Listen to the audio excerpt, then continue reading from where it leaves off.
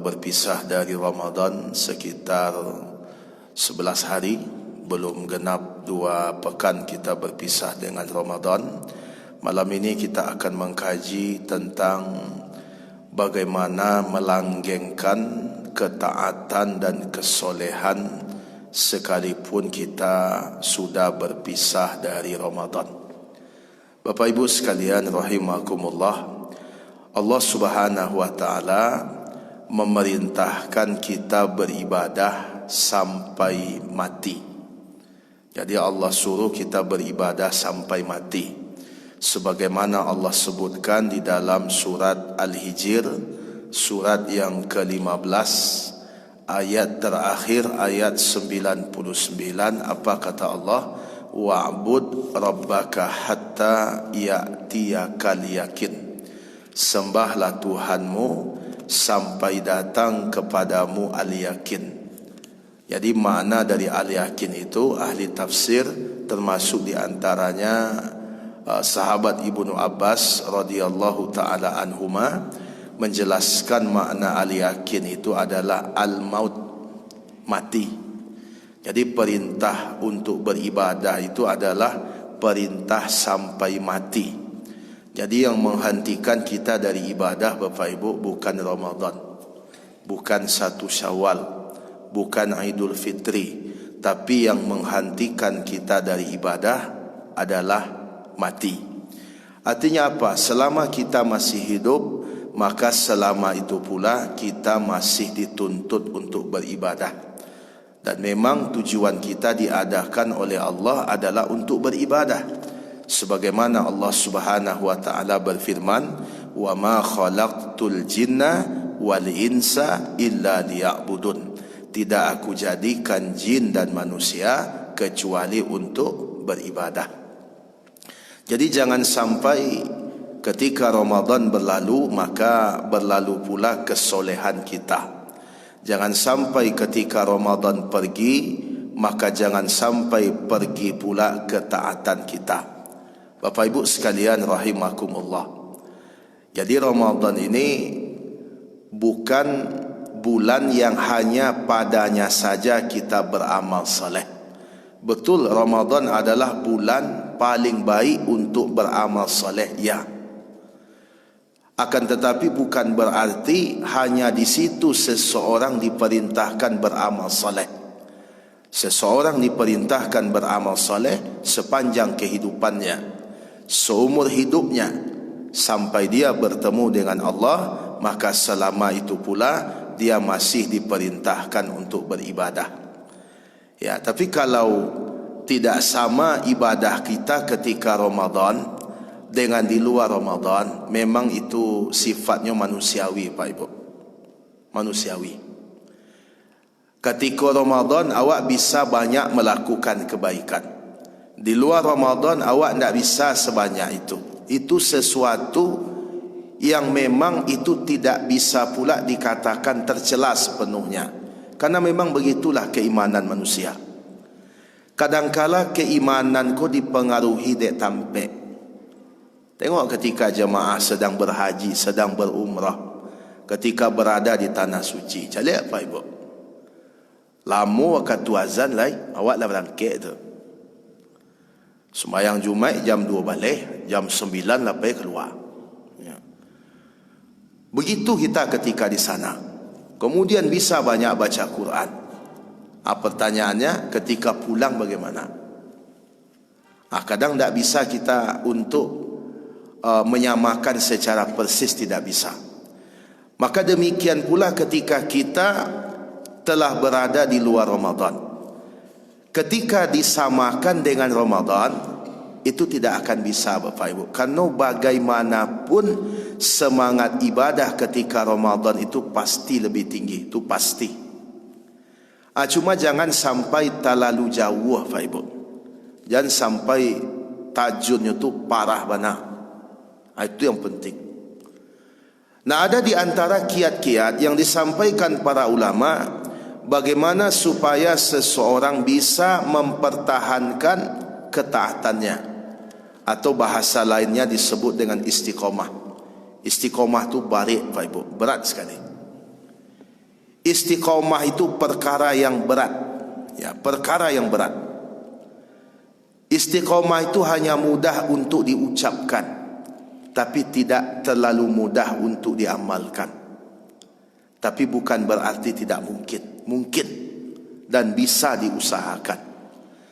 Nah, ada di antara kiat-kiat bagaimana supaya kita bisa istiqamah di atas ketaatan sekalipun kita telah berpisah dari Ramadan.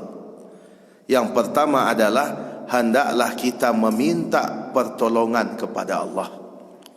Minta ke Allah supaya dibantu oleh Allah untuk istiqamah. Istiqamah itu berat, tapi kalau Allah bantu maka akan menjadi ringan. Kalau Allah tidak bantu maka akan semakin berat. Jadi berat dan ringan itu Bapak Ibu kalau dibantu oleh Allah. Kalau ditolong oleh Allah maka akan ringan. Itu makanya ada satu doa yang kita dianjurkan untuk membacanya rutin setiap hari. Ya Hayyu Ya Qayyum bi rahmatika astaghis aslih li sya'ni kullah wala takilni ila nafsi tarfata ain. Kita dapat doa tu, Pak. Layak. Ya Hayyu Ya Qayyum, wahai zat yang maha hidup dan berdiri sendiri. Maknanya tidak butuh dengan siapapun dan tidak butuh dengan apapun. Itu makna Al-Qayyum. Jadi Al-Qayyum itu maknanya tidak butuh siapapun dan tidak butuh apapun. Kalau awak butuh Pak Ibu, kalau awak perlu je orang, awak kau banyak kebutuhan awak Pak. Dalam paruh saja awaklah perlu dengan sesuatu. Lagi awak tambah banyak kebutuhan awak. Makin kadang makin banyak kebutuhan. Manusia ini butuh dengan banyak hal. Manusia ini makhluk sosial.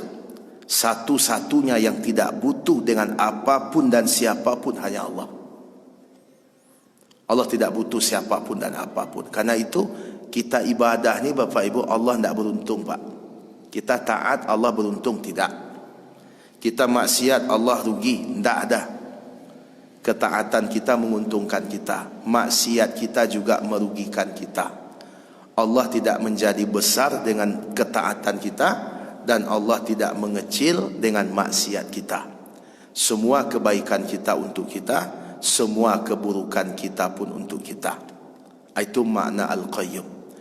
Bi rahmatika astaghis, dengan rahmatmu aku meminta pertolongan. Aslih li sya'ni kullah, perbaiki semua urusanku ya Allah. Perbaiki semua urusanku. Minta supaya urusan awak dilancarkan, dimudahkan. Yang kusui dirapikan. Wala takilni ila nafsi tarfata ain, jangan engkau serahkan diriku kepada diriku sendiri sekalipun sekejap mata. Bayangkan bara doanya tu. Itu manjo doa tu Pak Ibu. Jangan engkau serahkan diriku kepada diriku sendiri sekalipun sekejap mata. Sekejap mata bara lamunya tu Pak Ibu. Bara lamu sekejap mata tu. Sebentar bananya kan? Jangan engkau serahkan diriku kepada diriku sendiri sekalipun sabanta. Artinya apa? Jangan sampai Allah melepaskan kita. Nah, termasuk dalam hal istiqamah ni Pak Ibu, minta kepada Allah supaya awak dibantu untuk istiqamah. Ada doa diajarkan Allah dalam Quran. Rabbana la tuzigh qulubana ba'da idh hadaitana wa hab lana min ladunka rahmah innaka antal wahhab. Ya Allah, wahai Rabb kami, jangan engkau palingkan hati kami sesudah engkau berikan hidayah kepada kami, dan berikanlah kepada kami dari sisimu rahmat. Innaka antal wahhab, sesungguhnya engkau adalah zat yang maha memberi. Bayangkan Bapak Ibu, Itu doa supaya Allah tidak mencabut hidayah dari diri kita. Kemudian ada juga doa yang langsung diajarkan Nabi, ya muqallibal qulub sabbit qalbi ala dinik, ya muqallibal qulub sabbit qalbi ala ta'atik. Wahai zat yang maha membolak-balikkan hati, tetapkan kami di atas agamamu. Wahai zat yang maha membolak-balikkan hati, tetapkan kami di atas ketaatan kepadamu. Di senantiasa kita berdoa. Karena itu Nabi banyak berdoa Bapak Ibu. Di antara juga Allahumma a'inni ala dzikrika wa syukrika wa husni ibadatik. Ya Allah, bantu aku ya Allah, supaya bisa berzikir kepada Engkau, bersyukur kepada Engkau, dan bisa beribadah dengan baik. Bayangkan, Nabi saja minta dibantu oleh Allah supaya bisa berzikir, ingat Allah, supaya bisa bersyukur kepada Allah, supaya bisa beribadah dengan baik. Nah, kalau Nabi saja minta supaya Allah bantu beliau, kira-kira nak bantu awak ko ba kira-kira ko Pak Ibu. Karena itu jangan mengandalkan kehebatan kita saja, minta pertolongan Allah supaya awak dibantu untuk istiqamah Pak Ibu, supaya awak dimudahkan untuk mempertahankan kebaikan-kebaikan yang sudah kita lakukan. Itu yang pertama. Kemudian yang kedua, di antara kiat untuk istiqamah adalah yang kedua, berkawan dengan orang-orang yang taat, dengan orang-orang yang soleh, dengan orang-orang yang bertakwa. Di paralu awak supaya awak kau bisa taat Bapak Ibu, lingkungan tu berpengaruh tu, suasana tu berpengaruh. Kalau sekedar kenal, tidak mengapa dengan siapapun kita kenal. Tapi kalau sudah berkawan akrab Pak, itu tidak bisa sembarang orang. Makanya di dalam bahasa Arab Bapak Ibu, istilah kawan tu ada bertingkat-tingkat tu. Ada kawan dalam makna kawan biasa Pak, sodik namanya. Sodik itu kawan sekedar kenal, ya kenal biasa, di mana kampungnya, di mana tinggalnya, di mana kerajo, bara orang anaknya, orang mah orang rumahnya, orang mah suaminya. Itu sodik nama itu kawan tu. Tapi tidak dalam dah, itu biasa. Itu dengan siapapun tidak masalah. Tapi ada kawan yang dalam berkawan waktunya, dalam, malah saling mengisi, saling mempengaruhi. Tampi awak bayo batido, tampi awak bermusyawarah. Kadang minta pandangan wak kayaknya. Itulah lain tu Pak. Tu tak sodik dah tu dah. Tapi sahib. Naik sebutannya lain. Sahib. Jamaknya adalah ashab. Makanya Pak Ibu, di antara makna sahib itu bisa maknanya pasangan, suami isteri. Makanya calik dalam surat Abasa, yauma yafirul mar'u min akhi wa ummihi wa abi wa sahibatihi wa bani. Pada hari itu seseorang akan lari dari saudaranya, wa ummihi wa abi, dari ibunya dan dari ayahnya, wa sahibatihi wa bani. Apa makna sahibah di situ? Bukan kawan Pak, pasangan. Wa sahibatihi wa bani, dari pasangannya dan dari anak-anaknya. Kalau suami berarti isteri maknanya tu. Kalau isteri berarti suami maknanya tu. Nah, kenapa suami dan isteri disebut dengan sahib? Kano bakawan narik. Tampek bayo batido, tampek bamusyawarah, tampek batukar pikiran, tampek babagi. Itu mangkonyo Pak Ibu. Jadi kalaulah kawan dalam makna sohib, itu harus dipilih Pak. Tak bisa sembarang orang dah. Jadi kalau ada orang mengecek, tak boleh kawan kau dipilih-pilih tu. Sadonyo harus berkawan awak. Tunggu dulu Pak. Kawan yang mana? Kalau kawan dalam makna sodik, tak ada. Tapi kalau kawan dalam makna sohib, harus pilih. Makanya apa-apa namlah berhenti merokok, tapi masih berkawan narik, jo kawan nempat candu rokok, ujung-ujungnya Pak. Merokok dia Pak. Nyolah berhenti merokok. Apa mulang balik? Bah merokok apa lihat? Sekali Ustaz. Tapi lah berhenti dulu. Ayo sabatang. Tentu yo sabatang Pak. Tak mungkin 3 batang langsung kan? Ini memang sabatang, tapi sebatang ku bersambung-sambung. Itu pengaruh kawan tu. Nah, ada puluh kawan ku Bapak Ibu, levelnya tinggi dulu Pak. Khalil namanya. Makanya Nabi Ibrahim tu disebut dengan Khalilullah. Khalil. Apa tu Khalil tu? Khalil itu kawan karena cinta yang sangat mendalam. Itu Khalil namanya itu Pak. Cintanya sangat mendalam. Saking cinta kepadanya, apapun yang dia perintahkan, sekalipun berat, tetap diupayakan untuk melakukan. Itu Khalil namanya itu.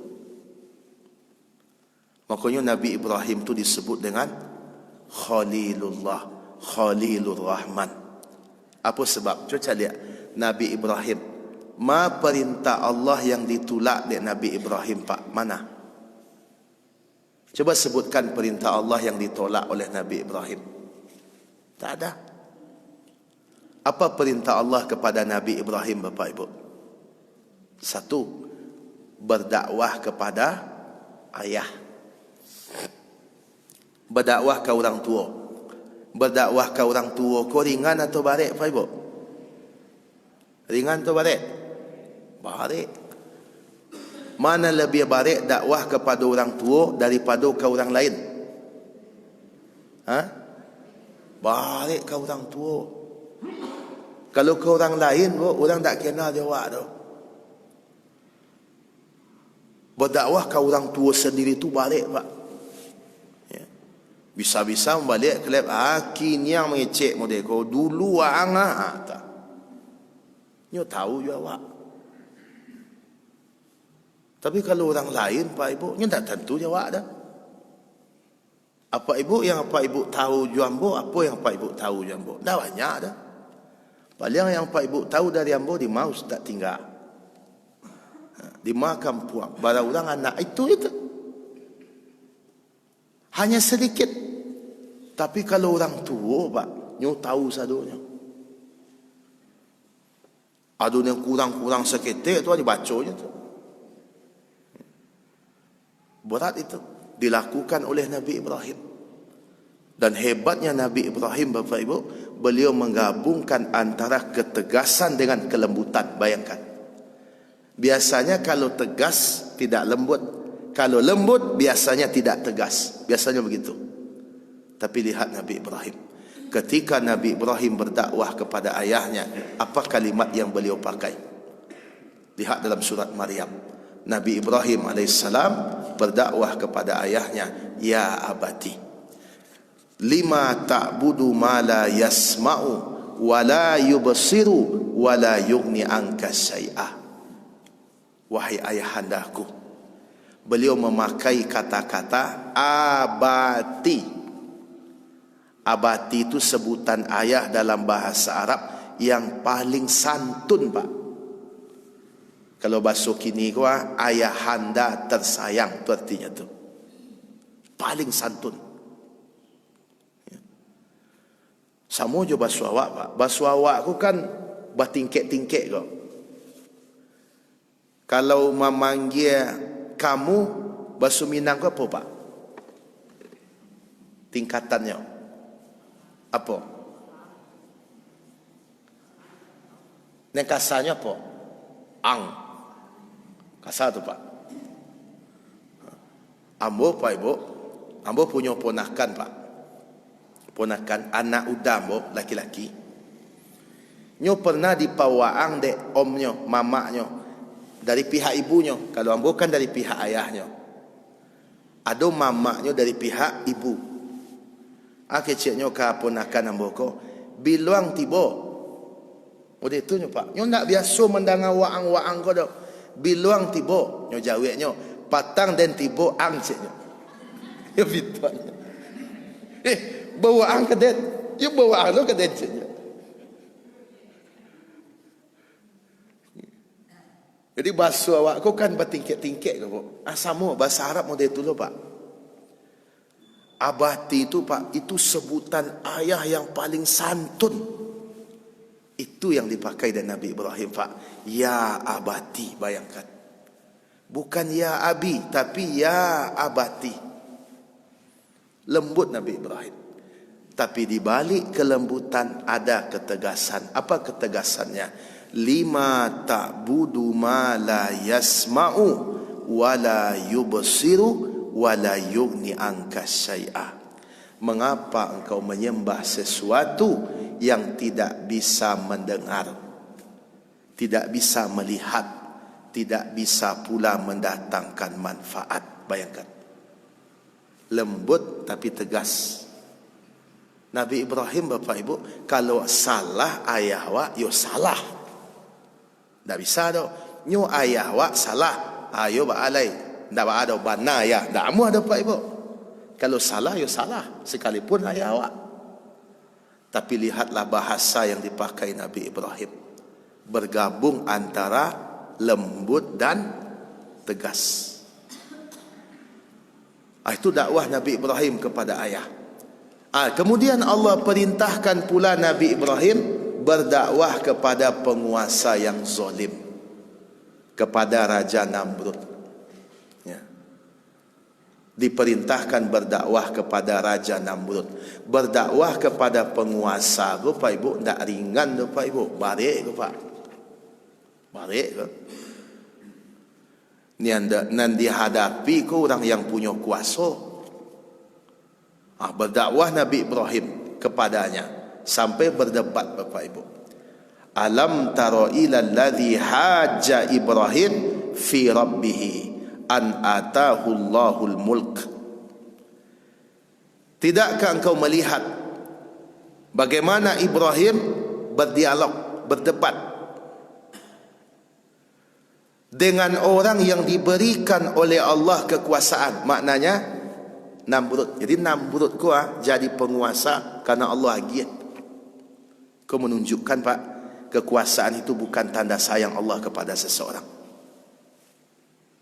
Dia awak jangan merasa oleh kalau awak menang dalam satu pemilihan berarti tanda Allah sayang ke awak. Tak ada Bapak Ibu. Kekuasaan itu Allah beri kepada siapapun. Malah kepada orang yang Allah benci sekalipun kalau Allah ingin dikasih Pak Ibu. Coba tengok Namrud. Allah yang kasih. Idh qala Ibrahim Rabbi alladhi yuhyi wa yumit. Berdebat Nabi Ibrahim dia. Tuhanku menghidupkan dan mematikan. Akak pecek penguasa kau. Dia berkata, qala ana uhyi wa umit.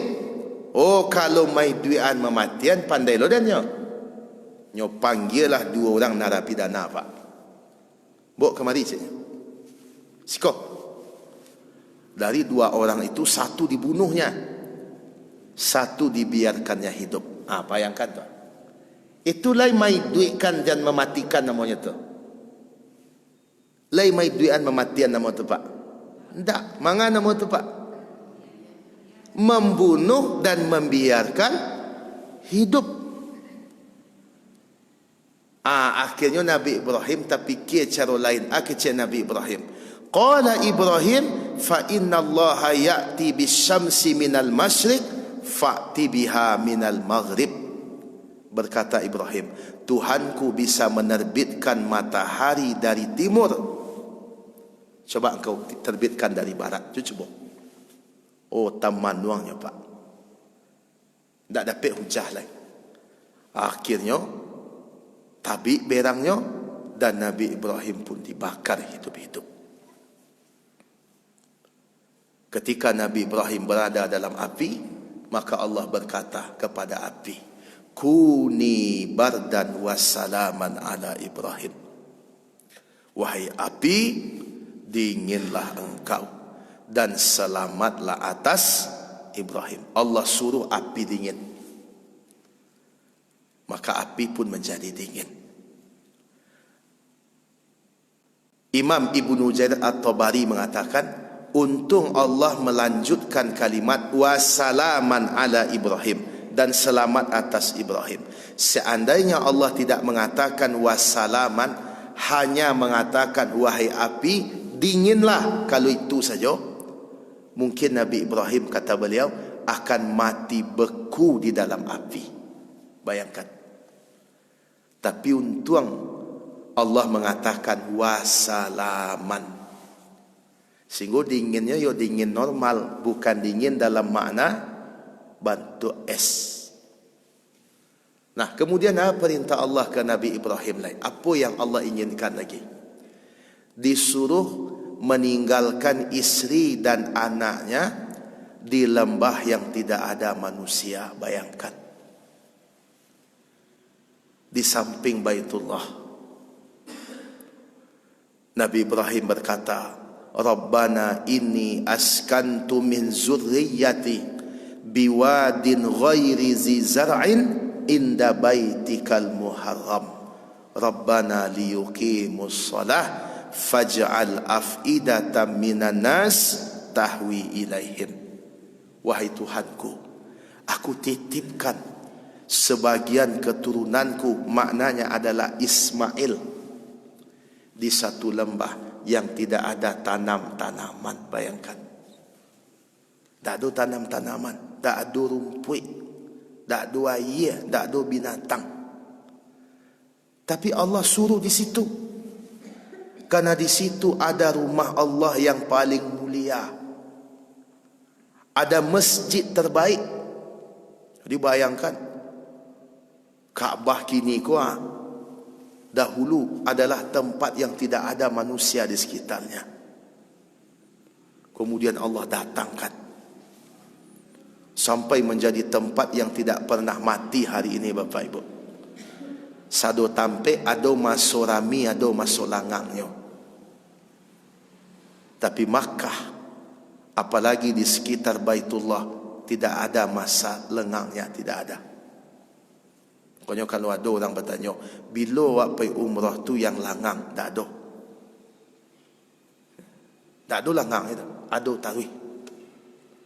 Bapak Ibu sekalian rahimakumullah, ditinggalkan oleh Nabi Ibrahim. Kemudian apa lagi perintah Allah? Disuruh meninggikan Kaabah.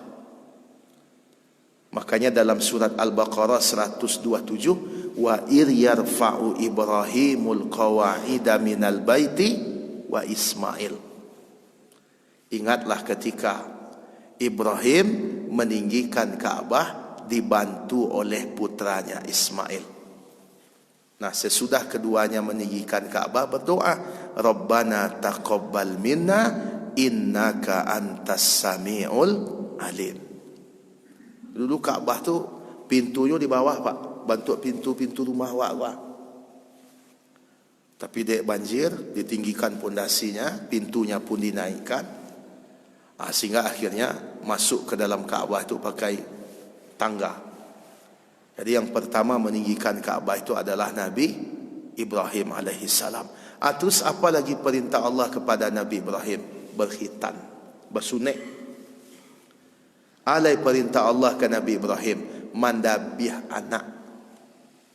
Sado perintah Allah di kerajuannya, itu makanya Nabi Ibrahim disebut dengan Khalil, Khalilullah, Khalilur Rahman. Dan dalam Al-Quran Bapak Ibu ada kata-kata Khalil tu Pak. Surat Al-Furqan ayat 28. Jadi nanti ada orang yang menyesali kawannya di akhirat. Jadi ada orang nanti menyesal jo kawannya. Baku inyo dan jadian kawan dulu gara-gara kawan jo pajar tu rusak dan dibuatnya. Nanti ada orang yang menyesal Bapak Ibu. Ya, surat Al-Furqan ayat 28. Ya wailata laitani lam attakhir fulanan khalila. Alangkah celakanya aku. Kenapa aku dahulu menjadikan dia sebagai kawan dekatku. Makanya hati-hati, pilih kawan hati-hati. Kemudian yang ketiga, apa di antara kiat-kiat bisa istiqomah Bapak Ibu? Di antara kiat bisa istiqomah adalah paksakan beramal sekalipun barik pasuan. Kalau awak tidak bisa beramal tu dek malehnya pasuan. Tapi kalau fisik awak tidak mampu, itu lain cerita tu. Tapi kalau dek maleh pasuan. Jangan diperturuan. Memaksakan diri untuk beramal itu perlu Bapak Ibu. Oh, kalau tak pasu beramal kau kan tak ada nilainya dah Ustaz. Tak mau ke situ upayanya dah. Ikhlas itu bertahap Bapak Ibu. Nikmat beribadah itu bertahap, tidak tiba-tiba saja. Itu makanya hikmahnya Pak Ibu. Kenapa sesudah Ramadan ini ada puasa 6 hari di bulan Syawal? Mana yang balik puasa Ramadan tu puasa 6 Pak? Bakok balik? Kan 6 ya? Puasa Ramadan 30 hari, puasa Syawal 6 hari, balik mah. Balik Syawal. Kan lucu tu. Tapi harus dipasuan Pak. Jadi hadis tentang puasa Syawal itu sebenarnya berkaitan dengan puasa Ramadan. Man shoma Ramadana summa atba'ahu sittan min Syawal kana kasyamid dahar. Siapa orang yang puasa Ramadan ditambah dengan 6 hari di bulan Syawal, seperti puasa selama 1 tahun. Hadis riwayat Imam Muslim. Jadi bukan puasa 6, tapi puasa sebulan tambah 6. Bukan keutamaan puasa 6, tapi keutamaan Ramadan ditambah 6. Nah, kenapa puasa 6 kau balik? Kalau tidak di Ramadan Pak, godaan di luar Ramadan kau balik. Kalau Ramadan wak sama-sama puasa sadonya. Kalau Syawal ada yang puasa, ada yang tidak. Apalagi undangan baralek setiap terbantah Pak. Ambu hari Sabtu lah 3 undangan baralek Pak. Hari Ahad lah 3 lah Pak. Gagal nampaknya diet Pak. Banyak baralek. Tapi kalau Pak Ibu memanglah tekad puasa, yuk datang saja baralek tu. Itu bah Ustaz tak makan awak dah. Awak diundang ke situ pergi mengapa? Pergi baralek. Pergi baralek tu pergi mengapa? Mendoakan, bukan pergi makan. Doakan. Tu tak makan awak bah Ustaz. Tak ada sewana keharusan dah. Awak mari amplop tapi tak makan rugi awak. Itu lain lobab itu Pak. Kalau itu pertanyaannya itu lain lobab itu. Abang tanya bukan Pak Ibu Cik. Amplop baralek yang Bapak Ibu agih itu tu akadnya apa sebenarnya tu? Apa akadnya tu? Akadnya jual beli makanan atau hadiah? Jual beli makanan atau hadiah? Kalau jual beli makanan, mestinya magi amplop tu sudah makan Pak. Dia tong anak dimakan tadi. Lihat dulu nama dia itu. Sehingga sebenarnya tidak ada harus cocok antara nenado di amplop dengan yang awak makan. Itu tidak ada hubungannya. Malah kok dikaji-kaji, seandainya ndak ada banan yang kadi bawa do. Tapi apa ibu diundang, tiba jual lah. Sekalipun ndak ada yang kadi agih. Tapi le telok model tu pak. Makanya ambo pernah ditanya oleh jamaah model ke ustaz. Ambo pergi balik. Ambo lagi amplop mulai ibunya. Ambo makan banyak ustaz. Sambal 3 sai. Sudah tu makan sate lo, makan lo serabi. Aka pulang nampak lo ayah mata pengantin tu. Abi lo dia ambo 3 galek. Amagi mulai ibunya. Le halal tu ustaz. Tu ambo tanya, le habis dia pak ambil sado tadi tu. Oh lai. Anda ada di sebab. Tapi magi mualehnya, tak ada salah dah. Dan awak yang mengundang baralek, jangan pernah awak berharap biaya lek awak tu selesai dek piti yang dimasukkan ke amplop tu. Jangan Bapak Ibu. Jadi beko jangan ada kalimat ketika dia tong biaya baralek, dia tong piti dapat tu kecik awak, rugi awak. Jadi kalau lah rugi kan lain bab yang tepat. Sebab kadang-kadang ada lo tak balik tu. Ambo pernah pergi baralek malam jo kawan. Malam. Nyui siam pelok 50 apa. Kami beberapa orang, inyo 50 nyisinya. Baralek lah malam, orang lah banyak pulang. Kalau lah malam ko tu sambal cadangan yang keluar lai. Talua bulek pakai lado, dia ge cubi. Nyo masuk 50 apa. Tu nado sambal keceknya. Rugi dan ceknya. Cadangan orang. Tak ada istilah rugi itu dah. Ya. Jadi Pak Ibu sekalian, kalau lah niat awak untuk hadir tu tak ada masalah sekalipun puasa. Tapi kalau memang dek karena ingin menyempurnakan kebahagiaan tu tak puasa, itu hak awak lah tu. Ya, jadi puasa 6 ya sekalipun lebih berat rasanya daripada puasa Ramadan karena suasana ya. Itulah hikmahnya Pak. Bagaimana ketaatan itu memang harus dilanggengkan.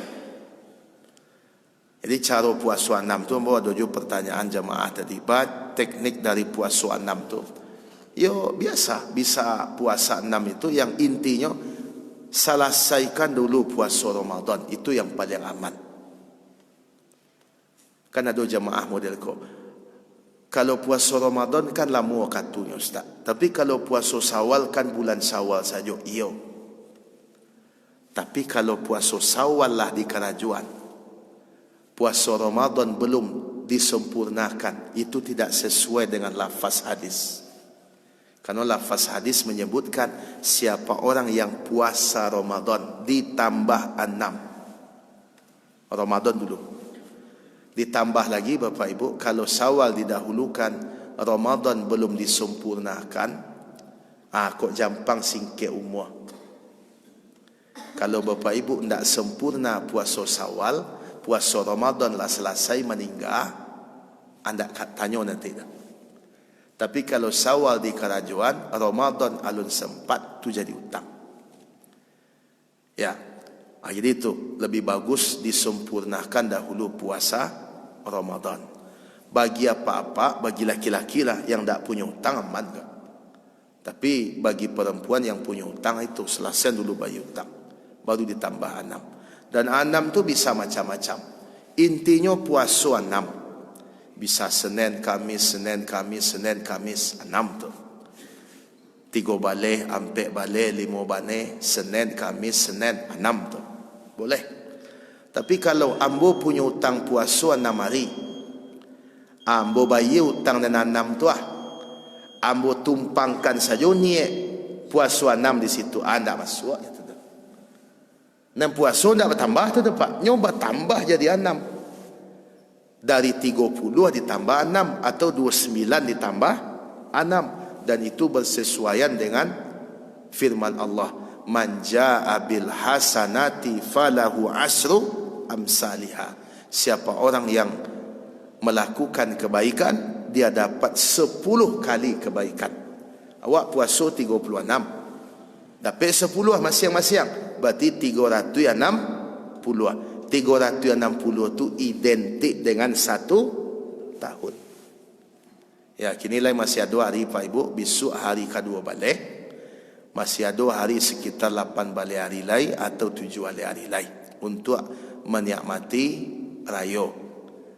Tapi calik-calik jo kalender Pak Ibu yo, jangan sampai bekolah habis baru tabik pengana untuk puasa. Kolah Pak Ibu sekalian, apa yang kita kaji pada malam kini, dah masuk waktu Isya ya. Baik, kalau ada pertanyaan silahkan saja nanti sesudah kita solat. Kita tutup dulu kerana waktu sudah masuk. Jazakumullah khairan katsira. Wa sallallahu ala nabiyyina Muhammadin wa ala alihi wa sahbihi ajma'in. Walhamdulillahi rabbil alamin. Assalamualaikum warahmatullahi wabarakatuh.